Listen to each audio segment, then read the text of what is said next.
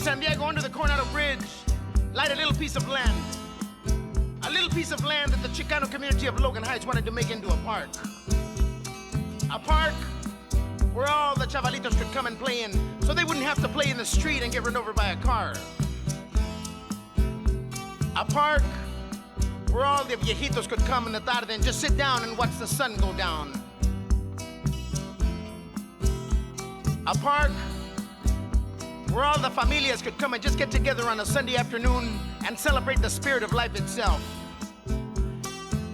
But the city of San Diego said, chale, we're gonna make a highway patrol substation here.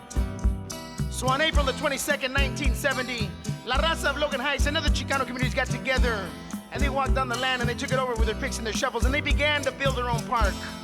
And today, almost 20 years later, that little piece of land under the Coronado Bridge in San Diego is known to people everywhere as Chicano Park. Órale, raza, vamos al parque. Yeah. It began in 1970. I like how he talks about how his jefita is in the fields picking just for meal and a better deal. What's his name? Raul Valdez. He's a Chicano muralist from East Austin. See, like all that, like the murals too. I think we should. Do y'all want to see what that mural looked like before? Before we did it, we're in production right now on that mural. But I have the original pics of what that mural looks like. That mural was done in 1982. And we restored it in the year 2000 by Chicano Brown Beret artist and muralist Ramon Maldonado. He's a Chicano Brown Beret, and he did that whole Martin Pool public facility in the 1980s. And so I have the original photos to that, and it took us 20 years to get the city to fund that project and save those murals, and now we're doing that project today. Wow. Who started it off trying to save it like that? You said 20 years ago? Yeah, I like that. No. The barrio, I was there that day. they Easttown Lake Neighborhood Association, which is an association that Paul founded back in the 1974, and they were, of course, they're still existing. I'm the president. They organized a whole community, and we had meetings with the Parks Department, and I was a little kid at the time, and so I saw my mom and my grandpa and everybody just fight for the whole preservation of this area. And they wanted the city to put better sidewalks, to put a better playground, shade structure. They wanted better bathrooms, better water fountains, better everything. And the way they were going to do that was, how to work with the city, And that building and those murals were so special to the community that our elders fought to save that. And then, of course, they all got old. And the younger generation, which was my generation, that was around the Chicanos, the Chicano movement, we had no choice but to fill in those shoes and fight for what our people's work already, was done. We had to continue to fight. So this is a fight that you picked up on, that you continued for the legacy of our raza, of our community, of what was once here. 100% of minorities lived here in this demographic area of 78702. This was home. They didn't know anything else. This was like a small town. We had our own HEB. We had our own park. We had our own schools. We had our own pool. We had our own everything. We didn't need to leave the barrio. Nobody needed to leave. And of course, people looked down on us because we were from here. We were poor. We were ghetto, They would say that we're from the streets and this was a bad area and it was all industrial. The power plant We had a monster power plant. And so this area, nobody cared for. And so, you know, being a fourth generation of this, you know, this city, this neighborhood, I saw that all the elders were getting old. And you know, in 2012, I became the president of the barrio. And my first mission was to save this park, because I knew that, you know, throughout all those years of all the hard work of my family and the gente and Paul, that if we didn't get in, then the Willios were going to come take it over. And they wanted to. And that master plan for this area, which is 91 acres, it starts from 35, east of 35, all the way down to Longhorn Bridge. And all of this parque area was dirt. It had no trees, it had no picnic tables, it had nothing. So the master plan that was created back in 1980 by Easttown Lake and Paul and my grandfather and, you know, former Commissioner Marcos de Leon, you know, historian, Chicano archivist, Hortensia Palomares, you know, these were people that were organizers. And they sat in my grandpa's living room and created a master plan, which was called the beautification plan, which at the time, in the late 1970s, Lady Bird Johnson and her husband loved Austin so much that they created the Rebecca Banks Elderly Center that's to the left. And people lived there. It was a center. It was a living elderly care for our people. And Lady Bird Johnson then said, we are going to do a beautification project here, and we're going to work with this community, and we're going to give them a park they deserve. You know, people don't understand that we were segregated in our own city. And the white stayed on the west side, the Mexican stayed on the east side, the black stayed on the east side.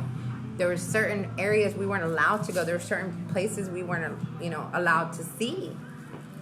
So a lot of us didn't get to enjoy a lot of that growing up. We were stuck here just trying to get a better education, just trying to get, you know, away from, you know, the statistics.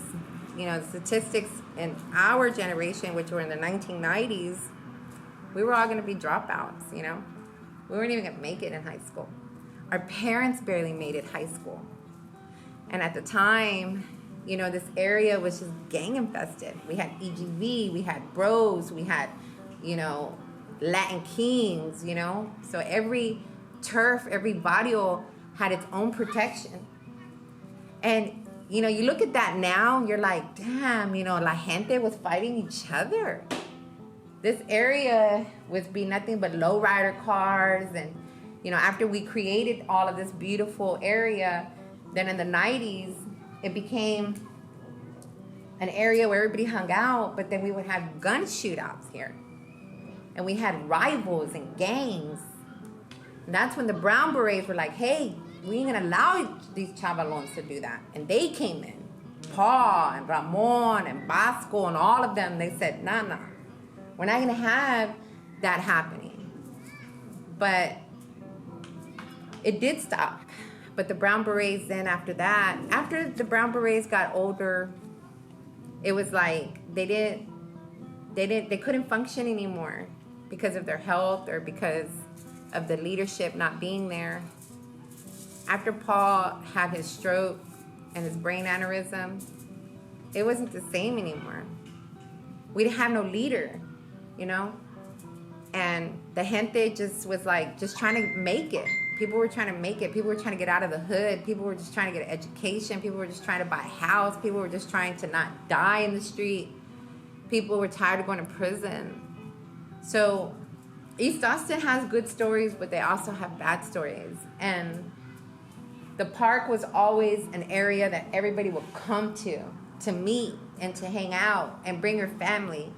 And so I knew that the Martinezes were over there, and I knew that the Avilas were over there, and I knew that the Rendons were over here. And so we always, you know, hey, you know, help each other out, you know. You have any eyes? Because we don't have none. Or can we get some chicken? Because we didn't bring any, you know. We were a very family-oriented raza. But it died. It died when we lost our barrio. Because everybody left. Everybody left and they never came back. And if they did, they came back to one place. And that was here, in the park. Because they knew that this is where they were at when they were little. And this is where their roots are. So they said, we're going to come back. And you know what? I bet anything we're going to see so-and-so over there. And so we all have our little tables, our little mesitas. You know, we call this a loop. And, you know, we don't want the city to take this away from us. So how do you do that, right? Everybody goes, chale, you know, the city's going to take it over. No, don't think like that.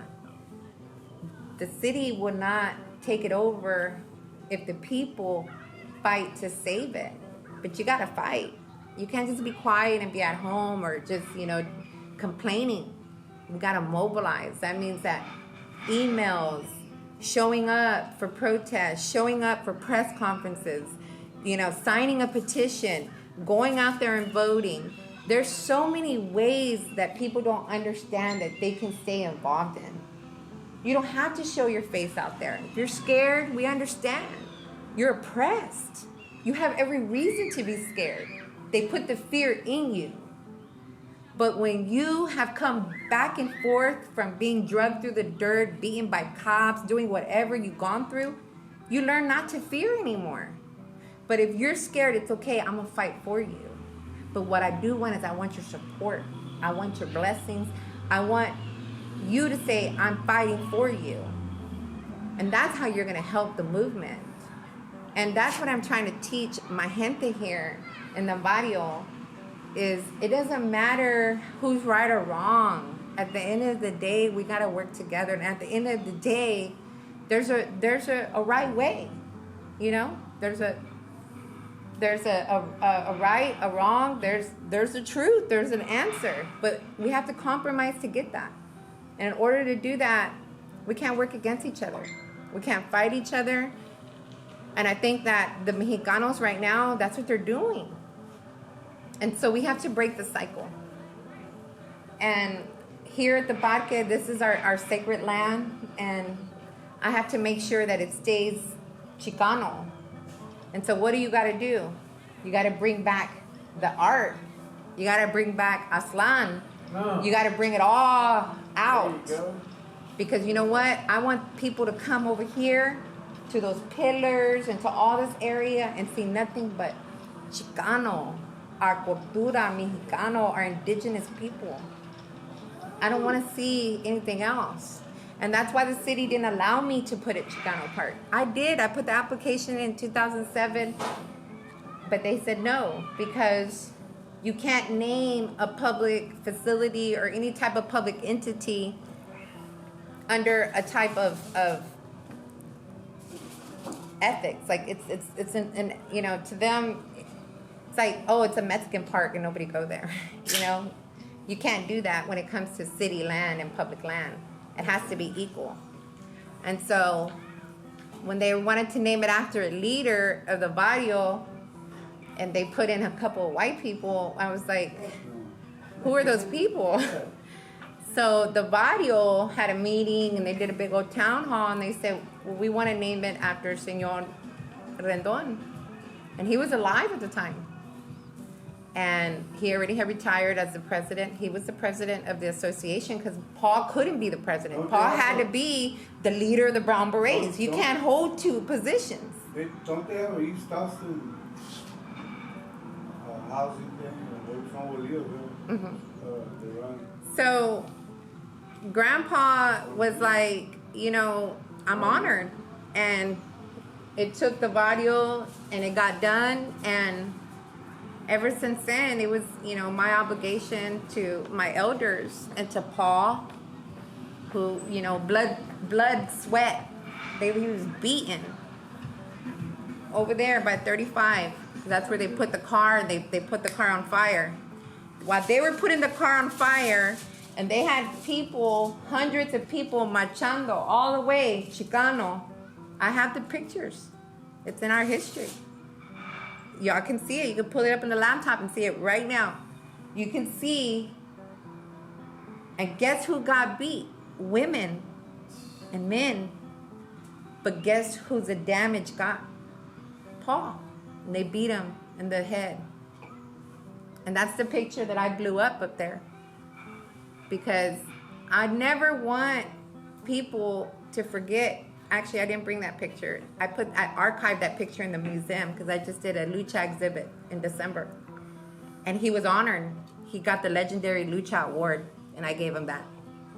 I have pictures of that too. And he got beat here. And I'll never, I tell people that, like, you don't understand the pain that we feel.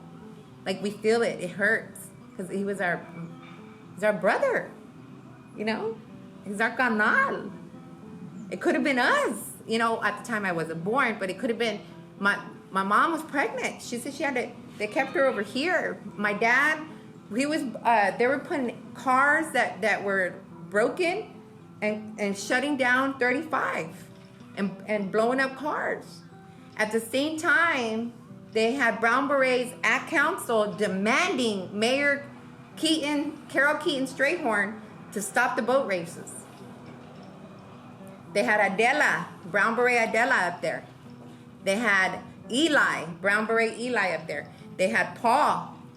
While all this was happening, well, of course, Paul wasn't there, but he had been there before. So Paul had to be out here in the street. So everyone had a position. Everyone had to be somewhere for that movement to stop. And it did. That made it stop. And my dad tells me that today, Bertha, they are not going to listen until a riot and looting happens. And you know what? It happened. But guess who did it? It wasn't us. It was our black community. They went out there. They went and took it to town nationwide. I asked people, why didn't anybody do that for Mike Ramos? He was shot and killed right here on Riverside. We had the videos out there. They killed him. Like they tasered him. He went in the car. He was scared. He had no weapon. It was a false call. He turned to the right, and they executed him. He's my age. So, question. So why don't Raza mobilize like our African brothers and sisters? That's what I keep asking them. Why? Where are y'all? We need you. When we did the Vanessa Guillen March here, we got about you were here, Hernandez? How many? Like, it was over 200 people. And we marched through the Barrio all the way here. And I don't know if y'all seen that speech, but I did a speech that day. And when we marched another time, which was 2 weeks ago on Congress, the numbers are not there. I want to see 1,000. Yes. I don't want to see 200-300. I want to see the multitudes. Where are they? And so I feel like we have a lot of work to do. We have to figure out a way that we have to instill in our raza that it's safe and it's okay and not to be scared, because they're scared. And I don't know what they're scared of. I'm still trying to figure that out. I think they're scared to go to jail. They're scared people are going to judge them. They're scared that people are going to, not be their friends anymore. I don't understand. Lose their jobs. Lose their contracts or opportunities. So people are like, oh, well, we'll support, on the down low or, in the back burner. But, I don't see us growing right now. And so I'm hoping that we can figure out ways to strategize, mobilize, unite, and teach each other. Maybe we need a lot of lessons to be taught, and we just don't know, I think that a lot of our elders, you heard my mom, she spoke today, and you know, she goes, Mija, I'm retired. I'm tired. I'm tired. She did the work I'm doing now for the Raza, Concilio, for Paul. She was Paul's right hand. But she's tired. And so we have to teach our next generation and our next generation, our next generation, and continue the legacy. And I want to see my Mexican families and my cultura thrive. I want us to empower. I want us to get out of poverty. We shouldn't be in poverty. We should be owning lands. We should be owning businesses. We should be owning our own, you know, producing company. We should be our own everything, you know? A lot of people don't know, but I'm right now, I'm working on getting my real estate license. And my team is going to be is out of San Antonio. And I call that the sister city. And I call San Antonio the original, authentic. That was, you know, that's us. You know, yeah, this is the capital city. Yes, we're from here, but shit, we came from there, from the Alamo. And I feel that if we can be so smart and be in every game that's out there, real estate, lobby, commissioner, reps, anything, we have our people set everywhere. We can create an empire. And in that empire, we'll make money, our own money. And we'll get out of poverty. Because that's what the government has done. They have kept the minority people, people of color, oppressed, suppressed, and in poverty, uneducated, and them not knowing how to do nothing. But live off the system, number one. And second, be poor and fight for crumbs. All we do is fight for crumbs over here. $6 million in the arts budget. And now everybody became an artist. $6 million. So now all these Mexicanos are coming out, all these people from out of state and out of, you know, the country coming out, and all now they, and I tell the Arts Commission, the Arts Panel, the City of Austin, the mayor, and anybody, our Chicano local artists have been struggling and have been doing art for free. And our culture doesn't even exist in the city. I don't see no Mexicano culture around here because y'all stripped it away and you don't want to give my artists no money so they can put those murals and that art back. And you make it difficult for us to do it. It took me 6 years to get that just off the ground. 6 years. When Willios were coming in and putting murals up real quick in one day. Wow. How did they get to do that? But it take me 6 years. Is it because I'm Chicana? It's because I'm brown? Is it because I didn't have a staff? You made me go through hoops to get a commission piece. Because of what? And that's what we're going through as artists here. It's an art war. Because the Willios want to come put their art. That's what that guy said. He stopped me because he felt fucking guilty. Because he saw Paul.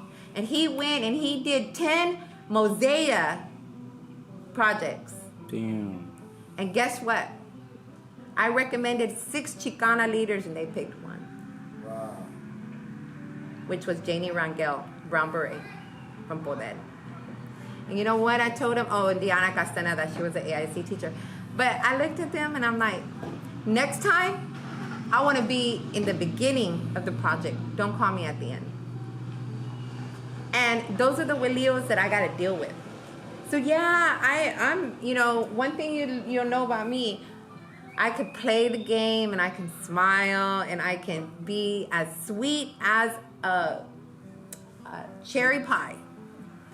You fuck with my family, you fuck with my barrio, you come and you mess with my murals, or you come and mess with my people, evict my people, hurt my people, we're gonna have a problem. Because you know why? We're tired. And it has to stop. And the only way it's gonna stop is if we open our mouth. Because if we just allow the injustices to keep brewing right in front of us, and we be like what Wella told you to be, Wella told me, shh, Don't say nothing. Put it underneath the rug. Ay, la familia van a saber. Oh my God. Y la gente, ay, van a hablar. That's what our abuelas taught us. Just be quiet, especially the women. You're taught to clean, cook, have kids, and be a wife, and take the bullshit and eat it, and get up every day and keep going. But you know what? Our next generation, my grandpa and my father and my mother and Paul, all that generation taught me, oh no. You're gonna graduate, you're gonna go to college. You're gonna be the first out of your family to go get a degree. And you're gonna be somebody. And you're not gonna live that cycle.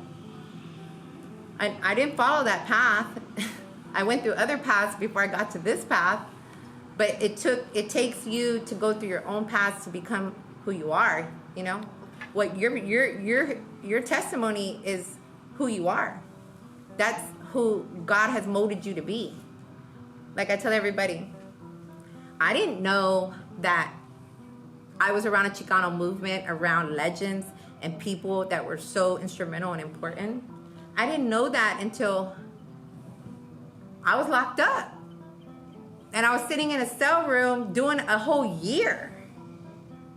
And I couldn't understand, how could I get a year in county jail and waiting to go to the state jail for 2 years? How could I get that? Get that low? But it wasn't that I got that low. It was because I was uneducated and I was railroaded through the system, and they locked me up and they threw the key away. Because that's what they do to brown and black people. They forget about you when you're in jail. But I bet you anything, when we're locked up, we read so many books, and we become so educated. We meet so many people that we manifest in there, and we come out with plans and ideas. And when I got out in 2012,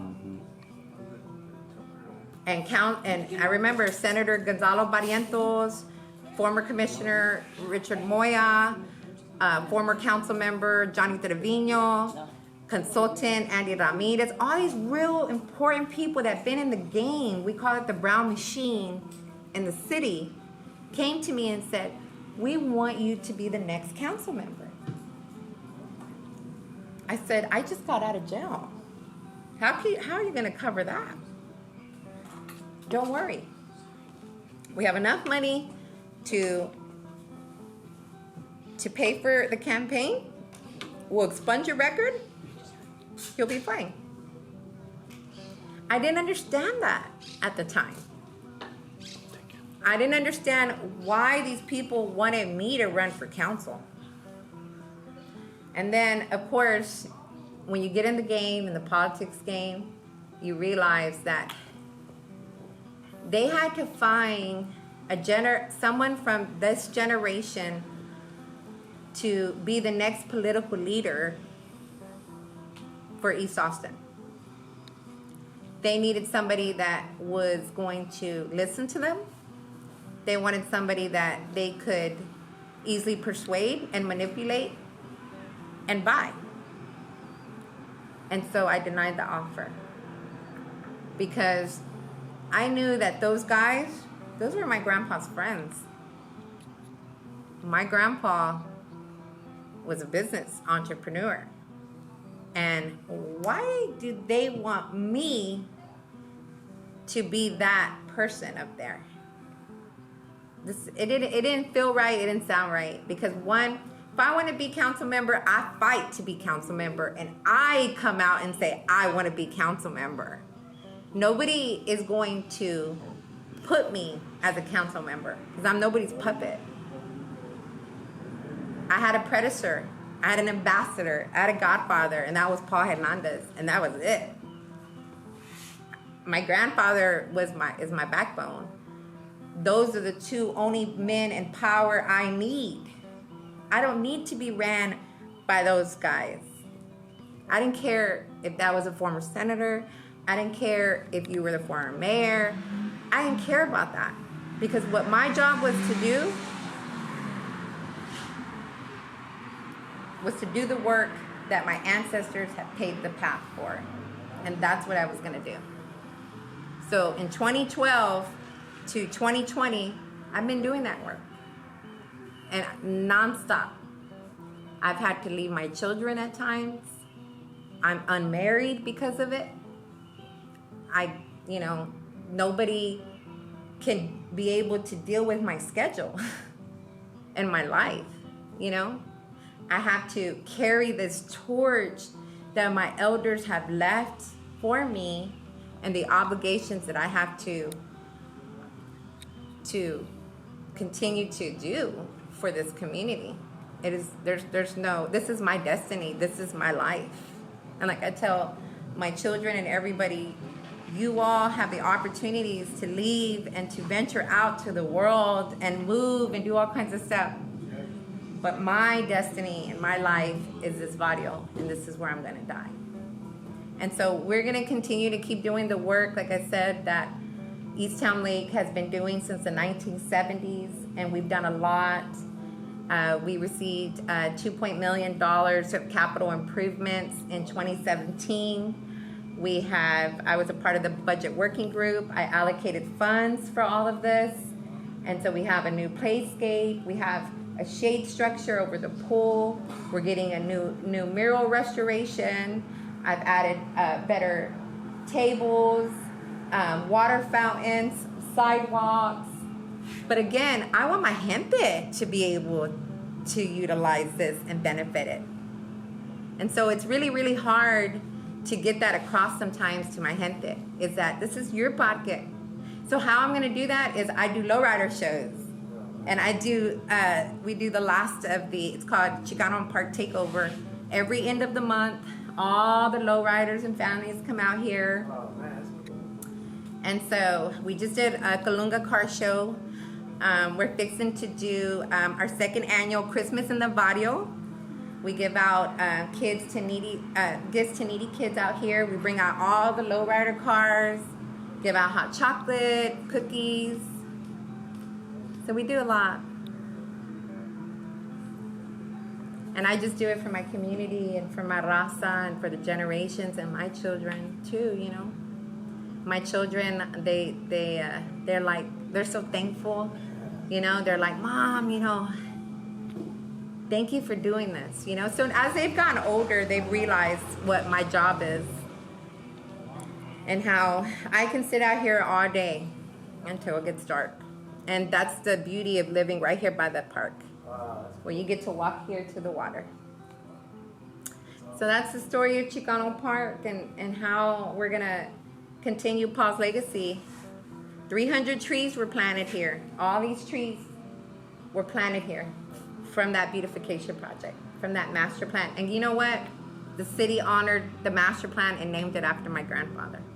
So it's Bertha Rendon Delgado's master plan. And we have a lot of work to do because we're heading that way.